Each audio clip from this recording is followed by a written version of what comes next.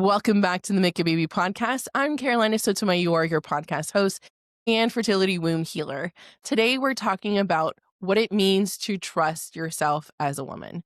And I have a guest here I'm super excited to speak with and share her wisdom with you. Her name is Alexandra Granato Garcia. Thank you so much for being here, Alexandra. How are you? I'm doing great. Thank you so much for having me, Carolina. I'm just so honored. I'm in love with your vibe. I love your mariposa.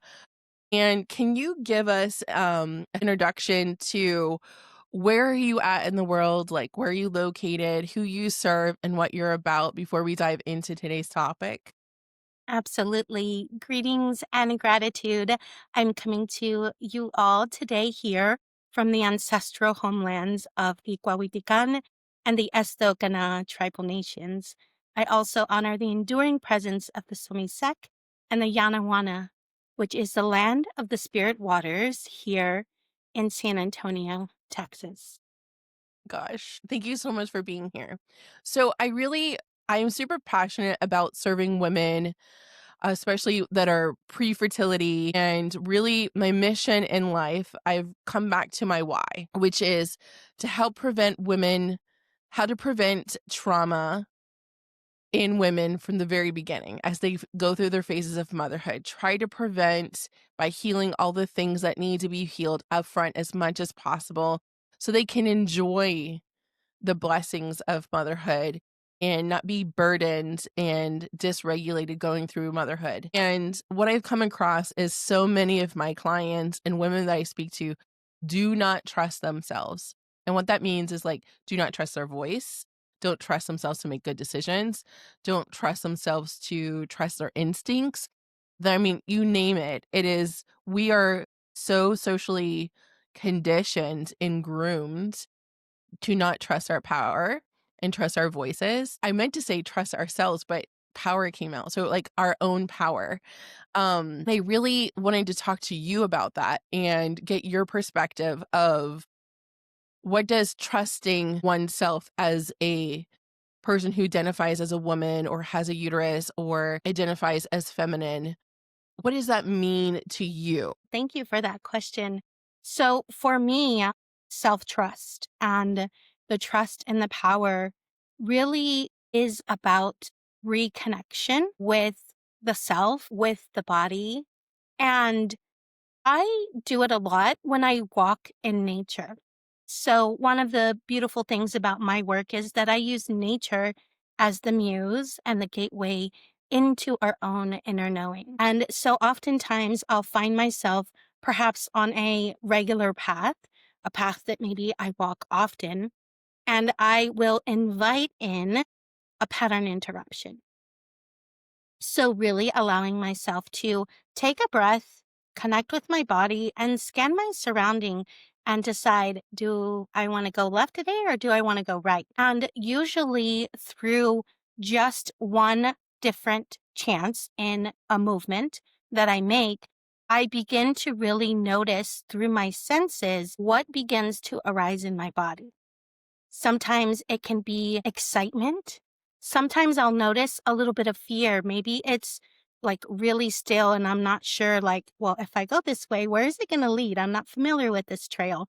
And so through this exploration, I'm able to deepen my self trust and be able to feel within my own body where I'm still maybe a little wobbly with those decisions because my body doesn't have the evidence yet of this is safe. Oh, this is familiar.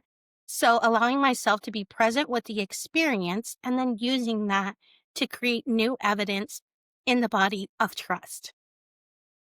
I love that. There's a few things I wanna pull out that I think are very powerful. And you use the word evidence and power a pattern interruption. I think it's so true. And a lot of practitioners, no matter what your modality is, or coach or healer is, I think it's often dismissed is a lot of people who are new to healing or new to insert either spirituality or faith or they nervous systems their subconscious mind needs evidence in order to change belief systems, values, behaviors. So I think it's really important as people that are listening, it's just okay to ask for evidence from your higher self, from the universe, from Mother Earth, from your spirit guides, from your angels, from your ancestors. And I think not enough practitioners or conversations are had about it. There's a lot of conversations about quantum leaping and just believe and be delulu or be delusional. Okay, you can be delusional, but also there's so much as your nervous system needing to know what is real, what is not. And as you jump, you need to have some basis of evidential experience of like, that is possible, or this is my baseline. So I'm so glad you brought that up of like evidence of like, oh, I can trust this. That is so paramount and fundamental when we are learning to trust ourselves. Like, I did have a positive outcome when I went left. I had a positive outcome when I was in my body. The second thing you spoke about, which was actually the first thing, I went backwards, is you said pattern interruption. Can you explain to listeners what a pattern interruption is? Because for me and you in the healing space, that's an industry term, but a lot of people may not know what that is. Sure. So, 95% of our human experience is through our unconscious or our subconscious mind.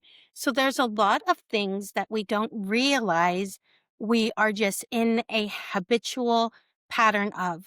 Call it your daily routine, right? A lot of people, they wake up, they eat the same thing, they go about their day, they come home, they go to bed, rinse and repeat. And when we find ourselves in these routines, a lot of times we cut ourselves off from the magic and the miracles and the excitement and the fun that can happen in our daily life because we haven't created new pathways or new opportunities to travel, to experiment with, to explore. And so in pattern interruption, I do this a lot through movement. So I begin every session with walking. Walking is one of the most common things that we do where we get up and we walk and we don't even think about how we do it. But what happens when we begin to bring consciousness to our life? How does that change when we place our foot differently on the earth? What happens when we begin to move backward or we begin to move at a diagonal? So I introduce pattern interruption through somatic movement. There's many ways you can do that, but that's one of the primary ways that I do it to begin to introduce it to the body in a very gentle and restorative way so that we can really gauge our system of what is happening. Does our body resist moving backwards? Does it actually want to move backwards more than it wants to move forwards? And how can we get curious about what begins to happen to understand what our body's inviting us to explore and discover?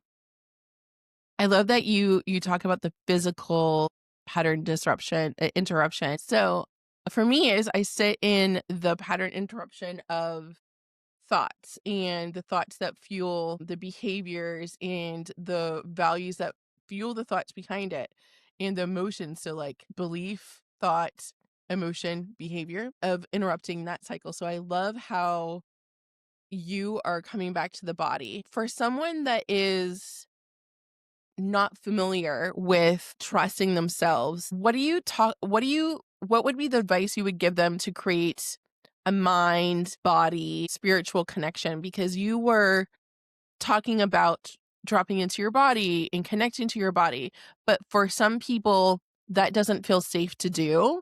Maybe they have they don't have that connection built yet with, or they're not either. Like I've worked with clients before, it's taken a while to build that mind, body, emotional connection where they're like, I don't feel anything in my body, that there's that disconnection. Can you talk first into, I always associate trust with safety. So like feeling safe enough to build and start that mind, body, spirit connection so they can then work on the trust relationship. Yeah, well, when we think about establishing safety, we really need to begin with our environment, with our surroundings. And so, one way you can strengthen safety is within your own four walls. Did you spend, a majority of your time in taking a nice walk throughout your space, really beginning to notice what is your eye being drawn to? Is there a smell that you're being drawn to? And really tapping into those five senses. I also tell people find an anchor point. Find one thing that brings you absolute joy. It could be an object, it could be a photo that elicits a memory. And using that, you begin to increase your safety, right? Because safety is all about relationship, our relationship to our environment, our relationship to ourselves, our relationships that we have with other people. So I have people do this by walking their own space and then also walking outdoors, in their perimeters of their yard or the front yard, backyard, things like that. And really establishing those anchor points, those things that bring you where you can look at it and you automatically feel a shift in your emotional state that brings me joy or it just relaxes me. I feel peace. I feel calm. If you do that, you begin to already strengthen that self trust through the safety, having a new baseline in the body. And then from there, you can begin to try low risk things to strengthen your self trust. So, one example could be deciding something that you would like to eat and going and choosing two things and, hold them in each hand or just have them right in front of you and notice what am I drawn to about these things? Is it something my body's actually asking for me to eat? Is it maybe something nostalgic, something a family member used to give me or I used to enjoy as a child? And get curious about those things through your five senses and then really decide from there which thing do I want to enjoy in this moment? And then as you begin to take the first bite or put that into the body, beginning to just notice. Does anything happen? Is there a memory, a color, or a texture that comes to mind? And if nothing happens, that's okay too. It's all just information. And what this information does is it begins to give us data that we can use to keep building our self trust. Oh, community. That was so amazing. Can you tell us a little bit of where we can find you and follow you on the internet? Sure. So my website is www.flutura, Flutura, creative.com. I And that love is that. also my Instagram handle. My logo is a butterfly. So you can always know that you've found me by seeing my butterfly logo. Oh my gosh, I'm obsessed with you. Thank you so much for being here. And I know our listeners are going to be so blessed by hearing all the suggestions that you had here. For all our listeners, thank you so much for being here, and we're looking forward to serving you in 2026 in this new year. We encourage you to go ahead and get to the show notes. Enjoy our new free school community called the Make a Baby Community, where we're going live every single week and providing tips on conceiving and all phases of motherhood, and you can join any of our group and individual programs. Thank you so much for being here, and let the Reiki flow.